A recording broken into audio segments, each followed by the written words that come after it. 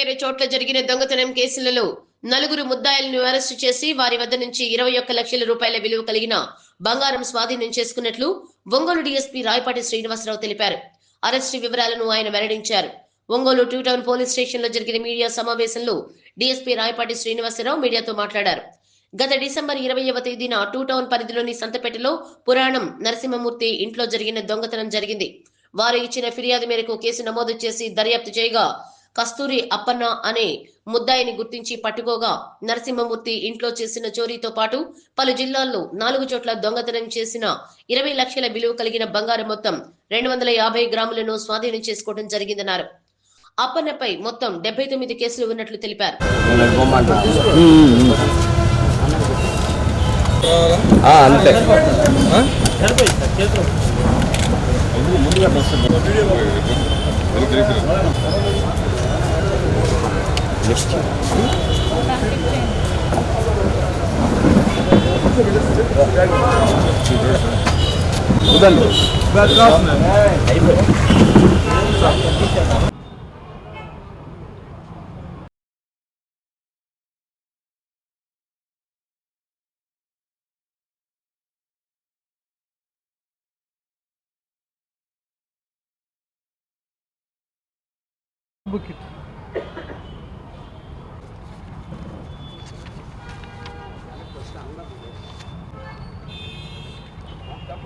వాళ్ళతోటి పని అయిపోతే పంపించేసి.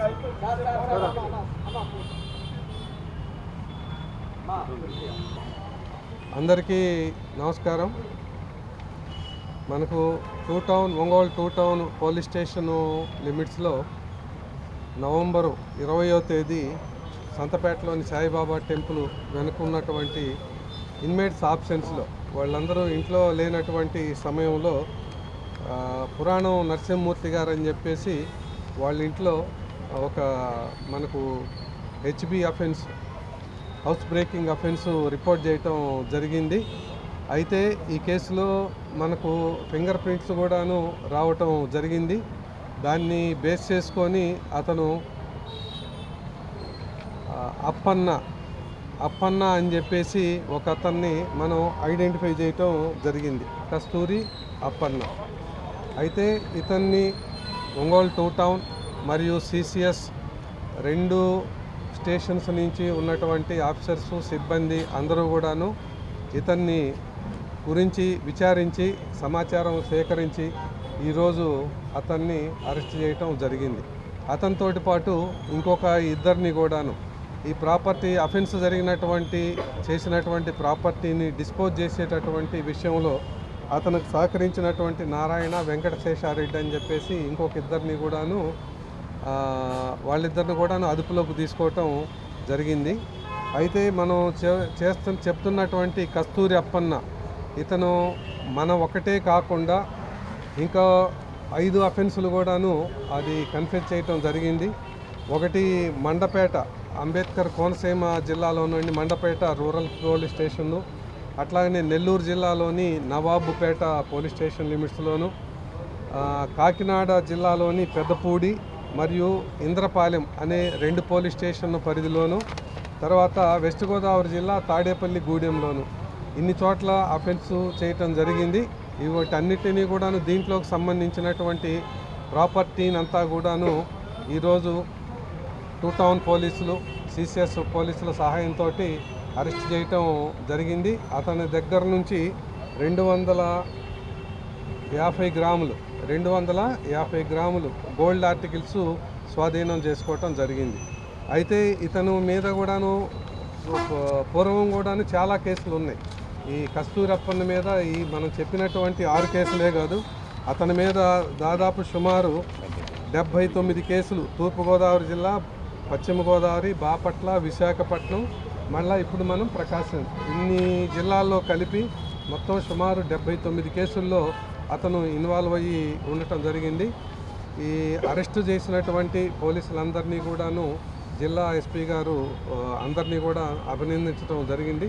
జిల్లా ఎస్పీ గారి సూచనల మేరకు ఈ 2 సిసిఎస్ నుంచి టూ టౌన్ పోలీస్ స్టేషన్ నుంచి టీమ్స్గా ఫామ్ అయ్యి ఇతన్ని ఈరోజు కస్టడీలోకి తీసుకోవడం జరిగింది. ఈ అఫెన్సెస్ అన్నీ కూడా అతను కన్ఫెస్ చేయడం జరిగింది.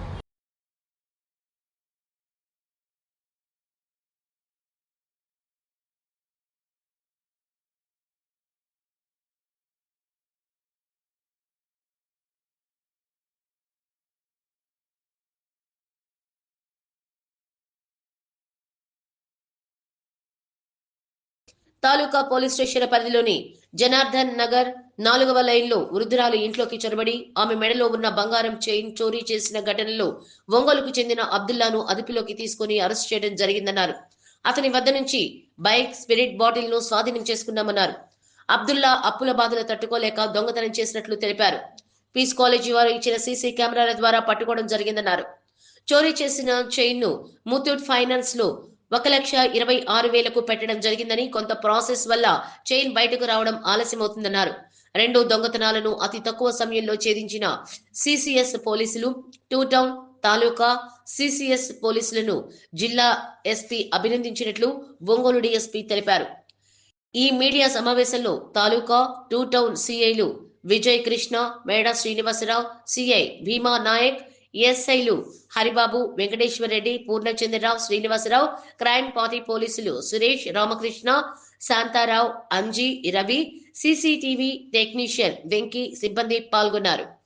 10వ తేదీ ఒంగోలు తాలూకా పోలీస్ స్టేషన్ లిమిట్స్లో జనార్దన్ నగర్ 4వ లైన్ ఎస్ఎస్ఎన్ కాలేజీ వెనక పక్క ఉన్నటువంటి ఒంటరిగా ఉంటున్నటువంటి ఒక వృద్ధురాలి ఇంట్లోకి ఒక అతను ఒక పర్సన్ అడ్రస్ నిమిత్తం ఎంక్వైరీ నిమిత్తం వచ్చినట్టుగా మాట్లాడి ఆమె ఒంటరిగా ఉంది, ఇంట్లో ఇంకెవరూ లేరన్నటువంటి విషయాన్ని గమనించి మళ్ళా కొద్దిసేపటికే వచ్చేసి ఆమెను మంచినీళ్ళు కావాలని చెప్పేసి అడిగాడు.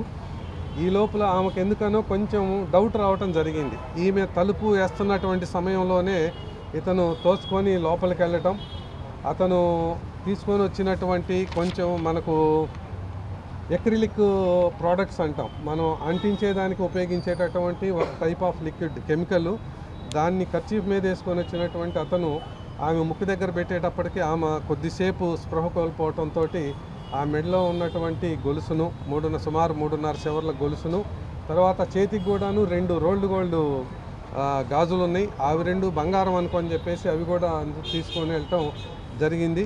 ఇది చేసినటువంటి వ్యక్తి ఎక్కడో దూరం నుంచి రాలేదు, మన ఒంగోలు టౌన్ నగరవాల్సే ఇస్లాంపేటకు చెందినటువంటి అబ్దుల్లా అని చెప్పేసి అతను కేవలం తన అప్పులు ఎక్కువైపోయి తన అవసరాల నిమిత్తం ఈ అఫెన్స్ చేయటం జరిగింది. అయితే కేవలం 2 రోజుల వ్యవధిలో అతన్ని 2 రోజుల వ్యవధిలోనే అతన్ని ఐడెంటిఫై చేసి ఈరోజు అతన్ని అరెస్ట్ చేయటం జరిగింది. అయితే అతను దొంగిలించినటువంటి సుమారు 3.5 సెవర్లు ఉన్నటువంటి గొలుసును మనకు ఒంగోలులోని ముత్తూట్ ఫైనాన్స్లో తాకట్టు పెట్టడం జరిగింది.